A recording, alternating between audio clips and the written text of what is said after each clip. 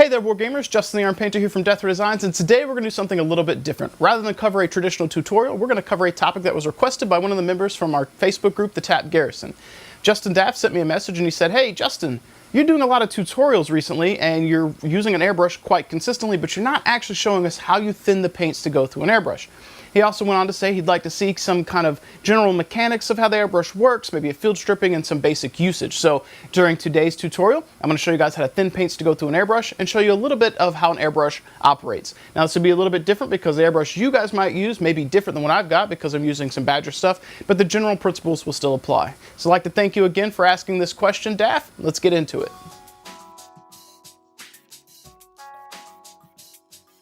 First and foremost, guys, we got a few things in front of us today. Up first, we've got our paint thinner. Now this is some acrylic paint thinner from AK Interactive, and you could use some water, and I know that there's some other brands out there that do paint thinner stuff for airbrushes, including Vallejo and things of that nature, but this is what I've got and I like to use it. You're not required to use this for thinning airbrush paints and stuff like that, so don't feel like you're locked into any one brand. Try other things and see what works best for you. In addition to our paint thinner, we've got a few paints here. Now there's nothing special about these, but I want to do a demonstration on how they work. So here we've got a pre-thinned paint from Minotaur. I've got a bottle of paint from Scale 75. Now this stuff's a little bit thinner, so it's a lot easier to go through an airbrush. We've got some Reaper paint here. This one's not quite as thin as the Scale 75, so we'll have to thin that down. And we've got some tried and true Citadel paint here, and I'll show you guys how to thin that down to go through an airbrush as well. In addition to paints, another good tool to have around in regards to airbrushing is a pair of pliers. Now you don't have to have something like this that's particularly fancy. This is just my everyday carry, so I've got these around and it's got this kind of needle nose type thing that you can pinch the tip of your airbrush with to get at it. Now it's important to note when working with pliers like this that if you do want to come in here at the tip of the airbrush and release any of this stuff with your pliers, they use a small piece of leather or cloth or something between those teeth so that you don't mess up your airbrush. Now, for some of us, if we scuff up the chrome or whatever, we're not too worried about it, but if you want to make sure your airbrush looks good and clean and doesn't get messed up by your tools, that's one thing that you can do. Now, depending on your airbrush, you may actually have tools that are included with it that help with disassembly, but with my Badgers, I find just having a pair of pliers around really does help. So if you aren't using a Badger brand airbrush, make sure you consult your guide specifically so you know what kind of tools are necessary for releasing the parts or if it comes with a specific tool on its own. In regards to the Badger airbrushes that I own, I think only one of them came with a tool that was necessary for complete disassembly, which I believe was my Sotar 2020. In the case of most of my Badgers, however, a pair of pliers is sufficient, and for the most part, you can get at whatever parts you need simply by tightening things or loosening things by hand. The pliers are there just to aid, just in case some of the parts are a little bit too tight to get off with your fingers. But in this case, this is what I've got. The airbrush we're going to be discussing today is my Badger 360. Now, you may be wondering why I'm not talking about my Patriot 105, because that is one of my workhorses, and that's simply because the Patriot 105 is at home. Other than the cup on this that does spin and does like a 360 move, hence the name, the internal mechanics of these airbrushes, the 360 and the 105, are essentially the same. I believe this one comes with a 0.7 size needle, where the Patriot 105, I believe, comes with a 0.5, or maybe the larger one that comes with. But if I recall, you could completely disassemble this, and the internals from this could go straight into the 105. So the disassembly of it for this will be pretty much the same. Now, I've also got my Sotar 2020 with me as well, but we're going to be covering this one today because it's my workhorse. It's the brush that I've been using for all my tutorials and carrying back and forth to the shop. So first and foremost, we've got our cap here. That's just a little protective piece. And we've got this back here, screws right off. Now, when you're working with the airbrush, the first thing that I would suggest for storage is always store with this loosened and the needle pulled back, and then tighten that back up so there's no needle exposed. So bap, bap, bap, no stab, no bent needle. Last thing you want to do is leave that needle forward, knock your airbrush off the table without a cap on it, bend the needle, and have to spend $10 to $15 to buy a new one. So that's just a good practice to get into. But since we're going to be disassembling here, we're going to go ahead and loosen this nut, pull the needle out very slowly. You can see there's actually a little bit of paint still on here from where it wasn't cleaned super well. Tighten that back up just so we don't lose it. Now on the Badger airbrush, you've got another little tension here. There's two areas. This is applying resistance to a spring in here that's going to impact how light this trigger is. I generally just have that all the way forward. Applies maximum tension to the trigger. So now we've got this other one right here, which we're going to use a pair of pliers for, just because this is hand tightened, and I'm just going to get it a little bit loose. So you come in here, quick, just a little pinch, and twist. That should be loose enough now that we can get this off. So now we're removing the kind of internal pieces here from the airbrush. And this is the actual part of the trigger mechanism. I'll show you how that works in just a second here.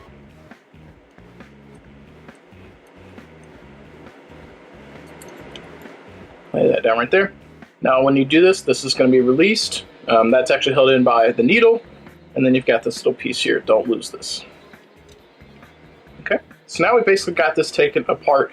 For the basics, you really don't need to remove this unless necessary. This is where your air valve is, where the trigger presses and allows air to release. You really don't have to worry about that. If this was the standard Patriot, you would just have your cup here. You wouldn't have to worry about this. The thing with the 360 is this rotates and you can apply a siphon feed canister down here. But I generally use it for gravity feed. I like it because it's got a large bore needle. So now we're going to come here to the front. We'll disassemble here. And see, that's too tight, so we're going to come in here with our pliers and a piece of paper towel here. And I'm just going to fold this over and apply it to both sides there to kind of protect the chrome. Pinch down, just a little bit of pressure.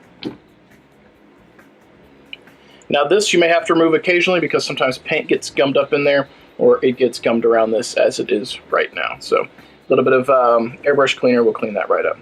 Now if you find that you still are having clogs, you need cleaning stuff, you can get in here on this one, which that's also still too tight. So let's come in here with our paper towel. Just apply a little bit of pressure. There we go.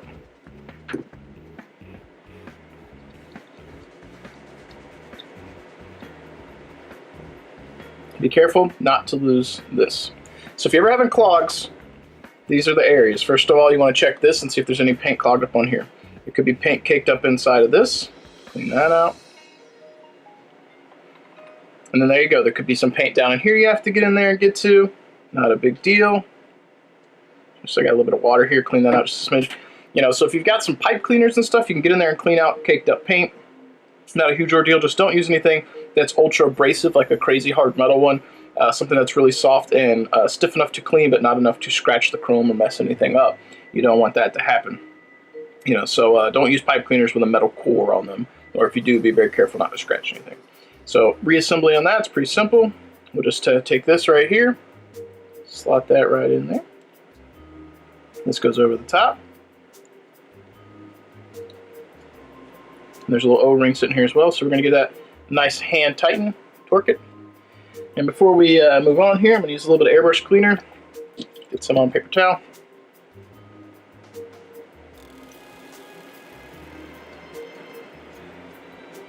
There you go, clean that right up. Put this on here. Now it's important when you're doing this that the needle is not in here. Don't, like, if you ever have to take this apart and the needle's still in here, pull the needle all the way back, because messing with the front here while the needle is still in, you risk bending the needle or messing things up. Don't take this part off with the needle fully forward. Just don't do it. Last thing you want to do is pull apart and tear stuff up. All right. So for your trigger mechanism back here, so there's a spring in here, and this is where your trigger pushes against here.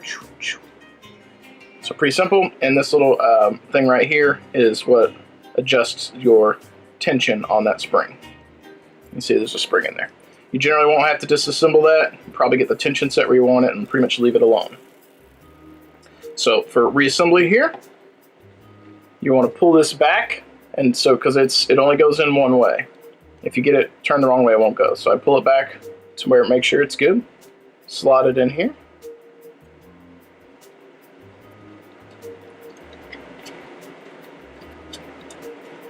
Doo-doo-doo.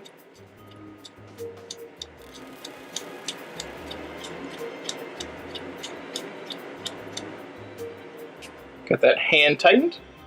Alright, so we'll pull this back here and put our trigger in and sit that on top. You can feel there's a little spring down there, so when you set the trigger you can push down, you'll feel it sitting in the right spot. We're going to take this little piece and slot it in here. You're juggling two parts here, so it could be a little bit difficult. Let's just get that in. So lay that back. Put our trigger in. We're going to line that up with the groove and allow the spring to push it forward. And now you're good to go. Now be careful, because without the needle in, this can fall, trigger fall right out. So I'm going to release the nut here, just a little bit, make it a little bit loose. And if your needle here is dirty, get your paper towel or shop cleaning, put you some solution on here, and gently pull and twist, pull and twist. Be careful when you get to the tip. You don't want to bend that. So if this takes multiple passes to get it clean, that's better than bending a needle. Now, one of the benefits of the 360 and the Patriot 105 is you can get large needles. This is I believe a 0.7. For the 105, you can also get a 0.5. So the needle is a lot more friendly and less likely to get bent because it's not crazy fine. But the Sotar 2020 and some of the more detail-oriented brushes will have a very fine needle. So I'm going to come back over here, make sure this nut is loose. I'm going to guide the needle in there very gently, make sure it's set properly. As I've pushed it in just a little bit, we're going to make sure that trigger's down, because if the trigger's not set right or it's turned the wrong way and you go to jam this needle in and that goes tip first into a brick wall, you don't want to break anything, mess it up. So apply light pressure here. I give it a little tap, tap, tap. Needle is fully forward now, so it's ready to go. Tighten the nut, ready to go. Come in here with this. Hand tighten, toot, toot, toot, toot. And there we go, basic assembly and disassembly. Now, the needle is all the way forward because we're going to be going into some basic airbrush stuff as well. Now that I've showed you guys some disassembly, reassembly, and some basic cleaning maintenance on the internals here, let's discuss for just a moment this part down here. Now, my airbrushes, I've went ahead and modified them, and I've put on a quick release adapter. So normally this would screw right into, or have the hose screw right onto it. I've got a quick release adapter, and this is some thread tape. Helps with leaks, so you get a good seal. Hand tighten that on. I'm giving it a little bit of tension, but I'm not like torquing, like I'm shaking to dramatize this, but to give it a little bit of tension. So it's hand tighten, easily comes back off. And this is really a good feature with you when you've got your quick release adapter on your Badger hose, so that you can swap between airbrushes quickly. There we go. All right, so first and foremost, let's go ahead and show you guys just real quick using some Badger paints.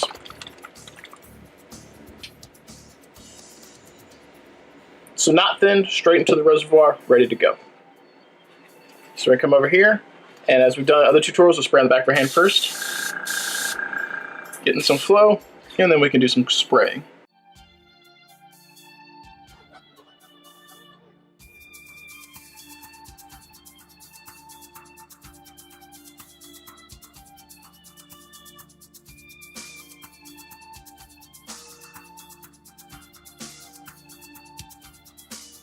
So just a real quick airbrushing. So that is straight Minotaur paint right through the airbrush, no thinning required. For basic cleaning, one of the things I like to do, this is exaggerated, we have a very small container here. I'm going to use a spray bottle. We're just going to give that some spritzes. We're getting what's left from the airbrush out of there. And then we're going to spray the excess into a spray trap or a spray cup or something like that. I'm going to do that off screen, but you're going to get all this extra out. Now, you'll notice there's still some residue in here, so you can use some water or cleaning solution. What we're going to do is we're going to put some of our airbrush cleaner in here. I'm going to use a very crappy brush. I'm going to get in there and we're going to swish it around. I like to also pull the needle back, not press it down, so the needle's a little bit more exposed so we can get some of the paint off the needle. And this has got such a large bore needle, the fluid has gone out the front, which is fine. We'll release here and let the needle go forward.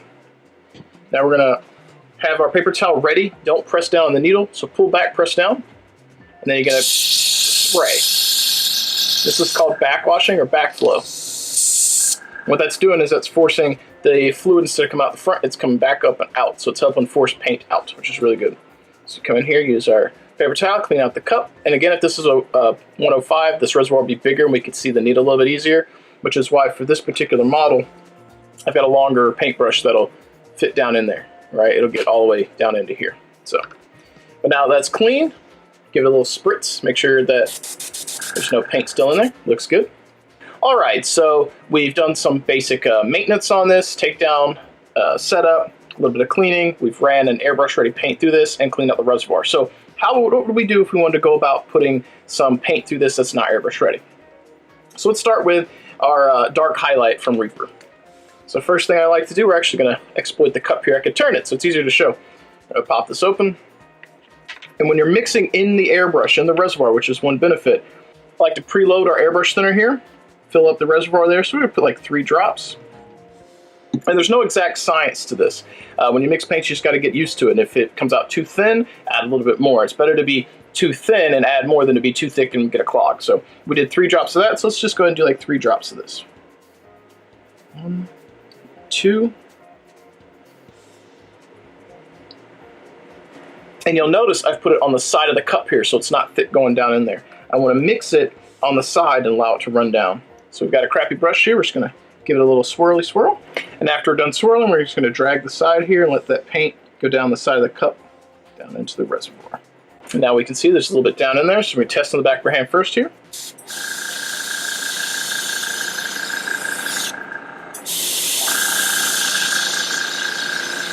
You'll notice it's spraying out real thin first because it's a little bit of thinner that was there that wasn't mixed.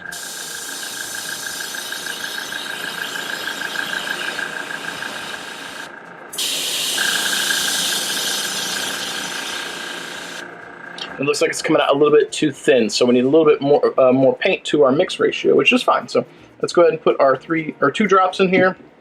Let's just get a little bit more paint. So like I said, this is not an exact science.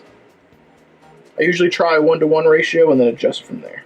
It's also important to note that when you're mixing this, if you're using a paintbrush that's been in sitting in a cup of water or something, that there's going to be a little bit leftover water and moisture on the brush, so that's going to impact your mix. So let's come over here and give it another shot.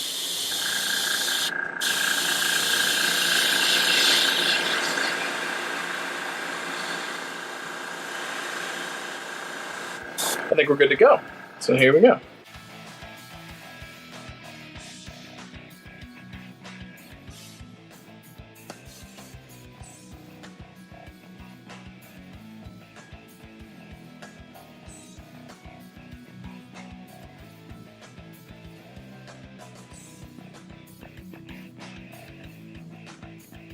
So there you go. So now we've shown you how to thin a Reaper one. Cleaning up process is going to be the same. We're going to dump the excess into here. Now you can just use a paintbrush and water or something else, but this is a real easy way to get some of that fluid out, albeit a little bit messy. Okay. Now, if you have a spray can or spray cup or a box or something like that, you can spray, but for this, I'll just spray so you can see we're clearing out all that fluid, right? Clean up the side of our brush here. Make sure you're aware of where the needle is. Protect that, don't mess it up. Get your dry paint off gently, do not bend that. Clean the cup out. Put some of our airbrush thinner in here. Airbrush cleaner rather. Swish, swish, swish, swish. Pull the needle back, touch, give it a little back blow.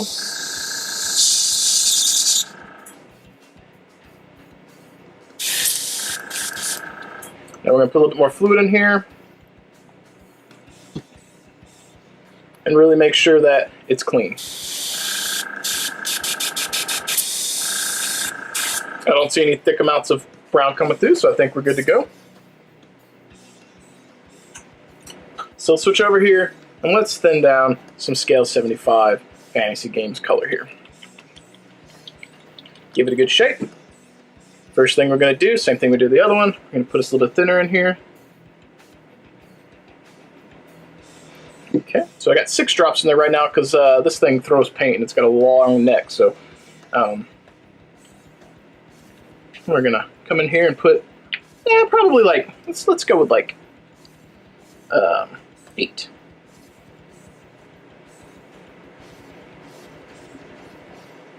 There we go. I come in with a paintbrush. You'll notice that we've got a lot in here right now, so just a nice little swirl. Make sure you get down to the bottom of the cup, give it a nice mix. Now you could do this with a dropper bottle or something. You can pre-mix your paints in that. But when you're on the fly and you want to switch colors quickly, or there's a color you don't have pre-thinned or something like that, this is a real easy thing to do. You can do this. Alright, so let's tilt our cup up. Give us a quick test in the back of our hand. Get that fluid out first. Yeah, that came out real smooth. So let's give this a shot here.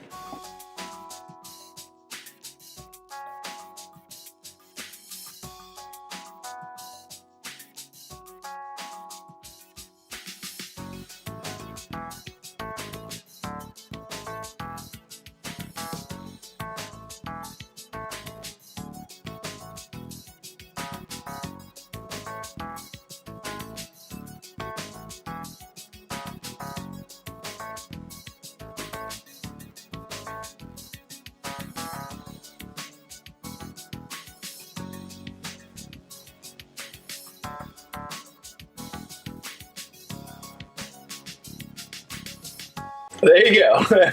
Dark Angels, #1. So we've got that paint through here. Let's go ahead and do our same process here. Clean her out. Now you see there's a little bit of dry tip on here, so we're going to put a paper towel there and gently touch that and pull that away. If you find you get paint caked up here, you can pull the needle back and you can use your paper towel to dab that and clean it. Alright, so I've shown you guys Reaper through here. I've shown you how to throw Minotaur base gray through, and we've done some Scale 75 Huldra Blue through the airbrush. Now, those are pretty easy because they're in dropper bottles, containers, real easy to go through. How do we get this through? This is a little bit more convoluted and complicated, and it's also very thick. So let's go ahead and shake this up. Give it a good shake, shake, shake. Pop it open. Got a nice amount here. Gonna get our airbrush thinner here. Now this one's not quite an exact science because you can't do drops. So what we're gonna be doing is kind of scooping out of the reservoir here. So we're gonna get us a brush full, like so. And mix on the side of the reservoir here.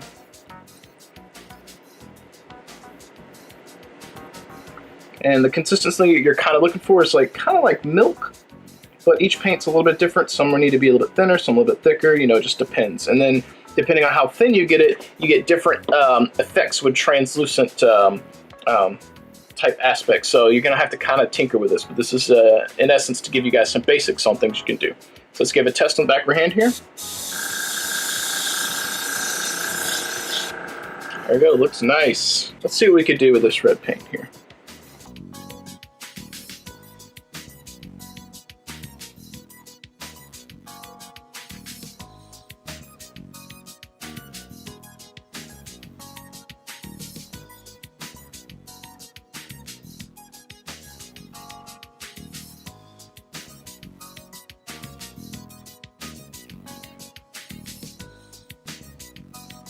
Yeah, my goofy little drawing here.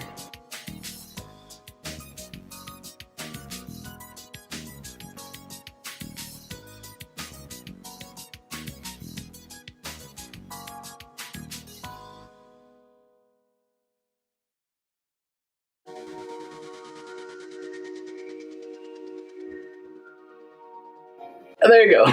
So I got a little bit carried away, but you can see that we thinned down that red paint. And Fist on red if you're going to be working on some Blood Angels, so you can play around, get it to come through an airbrush quite easily. So the point of this is you can thin down the GW paints really easily, just play around with it a little bit, get used to the consistency, and just practice. If you find that it's too thin, add a little bit more. But always lean on making it thin at first before you go thicker with it, because you don't want to clog up the innards of your paintbrush or airbrush. So again, we did some Mephiston red through the airbrush here.